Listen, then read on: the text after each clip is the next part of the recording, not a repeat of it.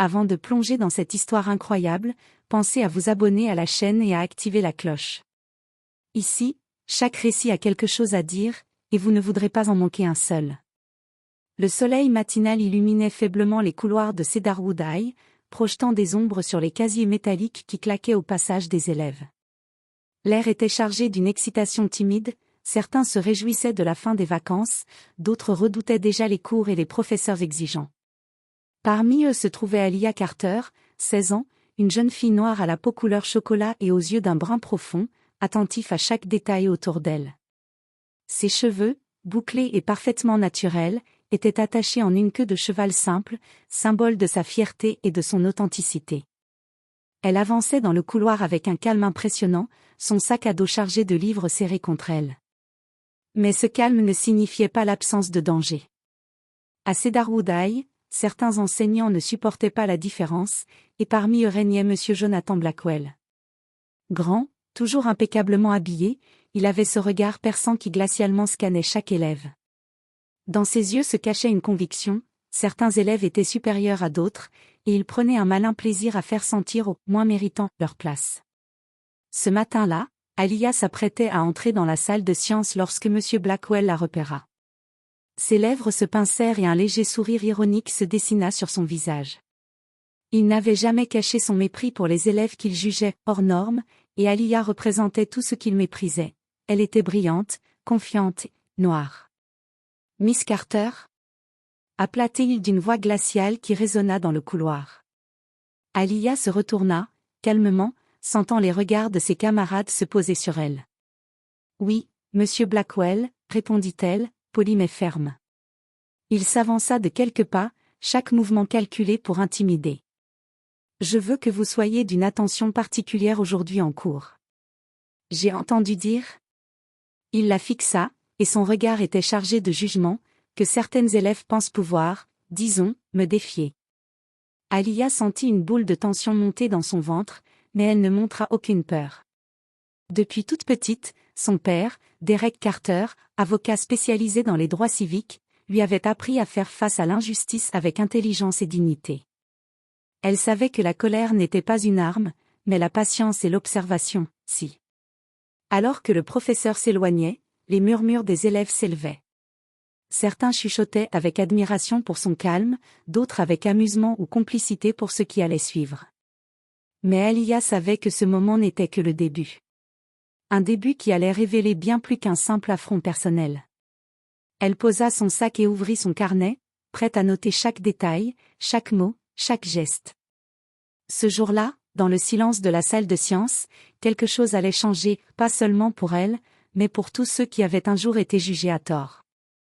La cloche de la salle de sciences retentit, et les élèves s'installèrent en silence, certains échangeant des regards inquiets, d'autres à peine attentifs.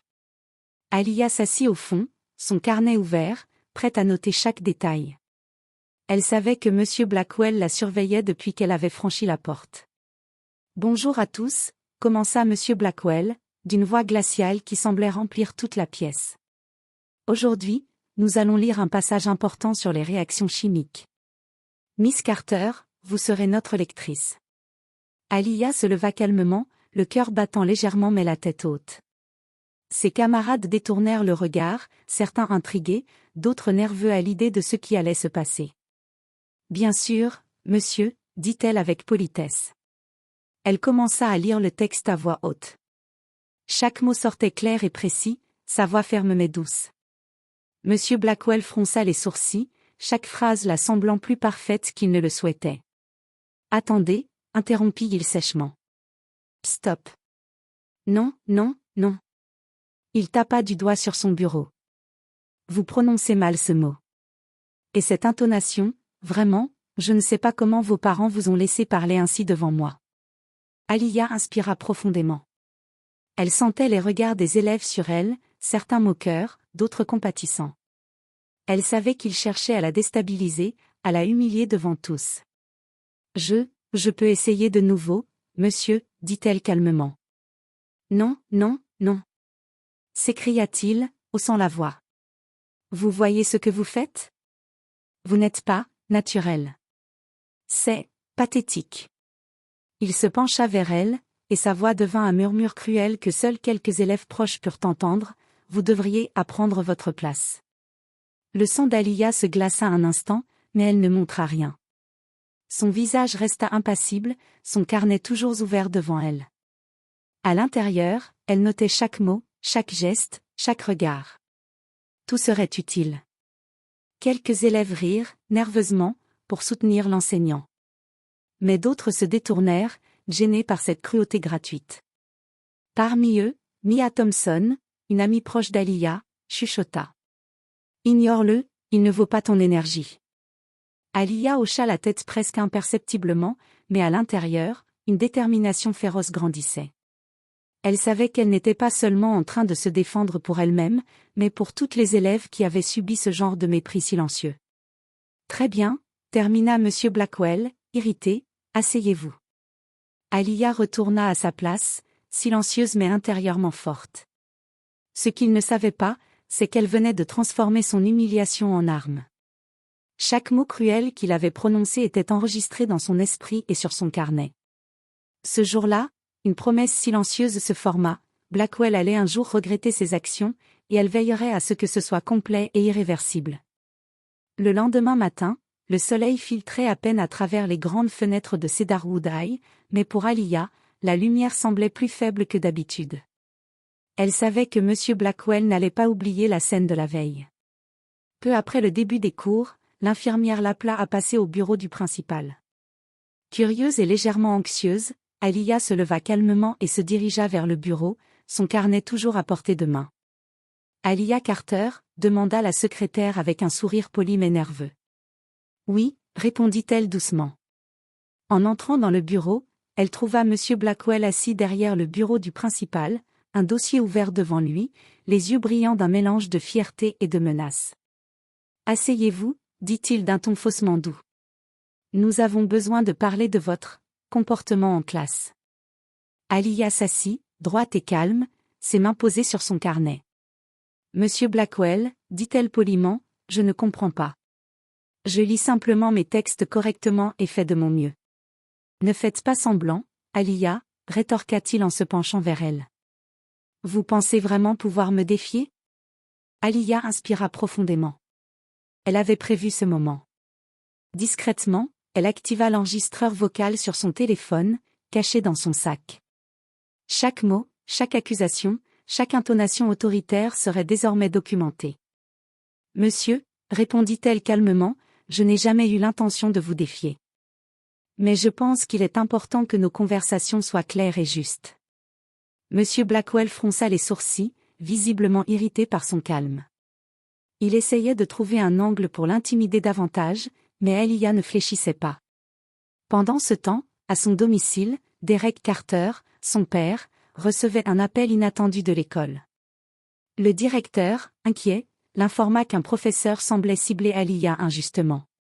Derek, toujours vigilant, demanda à parler directement à sa fille. « Papa » murmura Aliya dans le téléphone, « je sais ce que je fais. Je suis prête à lui faire face, mais je documente tout. » « Très bien » répondit Derek avec fierté. « Souviens-toi, la force ne se mesure pas dans la colère, mais dans la stratégie. » Alors que la conversation se terminait, M. Blackwell continuait à parler, mais Aliya restait impassible. Chaque mot qu'il prononçait tombait dans le piège qu'elle avait tendu, enregistré, analysé et prêt à être utilisé au moment opportun. Ce jour-là, elle comprit une chose, le véritable pouvoir ne résidait pas dans la peur ou l'humiliation, mais dans la patience et la détermination. Et Aliya, silencieuse mais inébranlable, savait déjà que Blackwell allait amèrement regretter ses actions. Quelques jours avaient passé depuis l'incident dans la salle de sciences. À Cedarwood High, les couloirs semblaient plus lourds, comme si une tension invisible flottait dans l'air. Les élèves murmuraient à voix basse, certains lançant des regards admiratifs vers Aliya, d'autres avec curiosité ou crainte vers M. Blackwell. Mais Aliya n'était pas la seule à agir.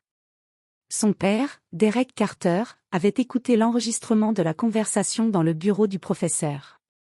Chaque mot, chaque intonation, chaque menace y était. Derek savait exactement comment agir pour que justice soit faite. « C'est suffisant » dit-il à sa fille en la regardant droit dans les yeux. « Ce qu'il a fait ne restera pas impuni. » Mais nous devons être méthodiques. Pas de colère, juste des faits. Le lendemain, Derek se rendit au conseil d'administration de Cedarwood High, accompagné de son avocat. L'atmosphère était tendue. Les membres du conseil étaient déjà au courant de certaines plaintes contre M. Blackwell, mais aucun n'avait été préparé à un cas aussi documenté et précis. « Mesdames et messieurs, commença Derek, nous sommes ici aujourd'hui pour discuter de la conduite inacceptable de M. Jonathan Blackwell envers ma fille, Aliyah Carter. Je tiens à présenter un enregistrement de son comportement, preuve de son abus de pouvoir et de ses préjugés raciaux. » Le visage de Blackwell pâlit légèrement. Il tenta un sourire forcé, mais aucun son ne sortit. Il savait que ses excuses improvisées ne suffiraient pas cette fois. L'enregistrement fut joué. Les mots cruels, les menaces, l'intimidation verbale, tout était là, clair comme le jour. Les membres du conseil échangèrent des regards choqués. Certains enseignants présents murmurèrent entre eux, incrédules. « C'est inacceptable », s'exclama l'un des administrateurs. « Nous ne pouvons tolérer un tel comportement dans notre établissement. » Blackwell tenta de se défendre. « Ce n'était qu'un malentendu, je n'avais pas l'intention. » Mais personne n'écoutait. L'enregistrement parlait pour lui. Et au fond de lui, Blackwell comprit enfin quelque chose qu'il n'avait jamais envisagé, il n'était plus le maître incontesté de cette école. Le conseil décida de sanctionner immédiatement Blackwell, le retirant temporairement de ses fonctions et lançant une enquête approfondie sur ses pratiques. Aliyah, bien qu'émue, resta calme. Elle avait gagné une première bataille, mais elle savait que le véritable changement venait après la tempête. Alors qu'elle quittait la salle, les élèves l'acclamèrent doucement, certains essuyant même des larmes de fierté et de soulagement. Aliyah, le cœur rempli de détermination, réalisa que sa patience et sa stratégie avaient porté leurs fruits. Le tyran raciste de Cedarwood High venait de recevoir un avertissement qu'il n'oublierait jamais. La nouvelle de la sanction de M. Blackwell se répandit rapidement dans les couloirs de Cedarwood High. Les élèves murmuraient entre eux, certains avec admiration, d'autres avec soulagement. Mais pour Aliyah, ce n'était que le début. Elle savait que la vraie victoire ne résidait pas dans l'humiliation de son tortionnaire, mais dans le changement durable qu'elle pouvait inspirer. Quelques jours plus tard, le conseil d'administration organisa une réunion spéciale avec tous les enseignants et élèves volontaires. Aliyah fut invitée à parler devant tout le monde. Son cœur battait, mais pas de peur. Juste de la détermination. « Bonjour à tous », commença-t-elle avec calme et assurance. « Je ne suis pas ici pour punir ou humilier qui que ce soit. Je suis ici pour que nous comprenions que chacun mérite respect et dignité, peu importe son apparence, son origine ou sa différence. » Les regards étaient braqués sur elle. Monsieur Blackwell, présent à contre-cœur, baissait les yeux, incapable de soutenir son regard. « Ce qui s'est passé dans cette école n'aurait jamais dû arriver, continua-t-elle. Mais ce qui est important, ce n'est pas de se venger, c'est de transformer l'injustice en leçon. Nous pouvons tous apprendre à être meilleurs, à traiter les autres avec empathie, et à ne jamais laisser le racisme ou la peur guider nos actions. » Les mots d'Aliyah résonnaient dans la grande salle. Certains enseignants sentaient la honte monter en eux, d'autres étaient inspirés par sa maturité. Même M. Blackwell, humilié mais obligé de rester, sentit un poids s'écraser sur sa conscience. Il réalisait qu'il avait passé des années à juger et intimider, et qu'une jeune fille avait réussi à le confronter non pas par la colère, mais par la force tranquille de son courage et de sa dignité. À la fin de son discours, le silence se fit, puis un applaudissement timide se transforma en ovation. Les élèves se levèrent un par un, respectueux et admiratifs. « Merci, Aliyah », murmura Mia Thompson, les larmes aux yeux. « Tu as montré à tout le monde ce que le vrai courage signifie. » Et pour la première fois depuis longtemps, M. Blackwell prit la parole, sa voix tremblante. « J'ai mal agi. Je comprends maintenant la portée de mes erreurs, et je m'engage à changer. Je suis désolé. » Ce jour-là, Cedarwood High ne fut plus la même. Aliyah devint un symbole de courage et de justice pour toute l'école. Son nom fut respecté non pour sa puissance ou sa richesse, mais pour sa force morale et sa capacité à transformer l'injustice en opportunité de croissance. Alors que le soleil se couchait sur l'école, Aliyah rentra chez elle, le cœur léger. Elle avait affronté la cruauté, la peur et le racisme, et en était sortie non seulement victorieuse, mais inspirante pour tous. Et dans le silence de sa chambre, elle nota dans son carnet. La vraie force ne réside pas dans la haine ou la colère, mais dans le courage de rester juste quand tout le monde s'effondre autour de vous. Cedarwood High venait de vivre sa leçon la plus importante, et Aliyah, la fille que l'on avait tenté d'humilier, avait changé le cours des choses pour toujours.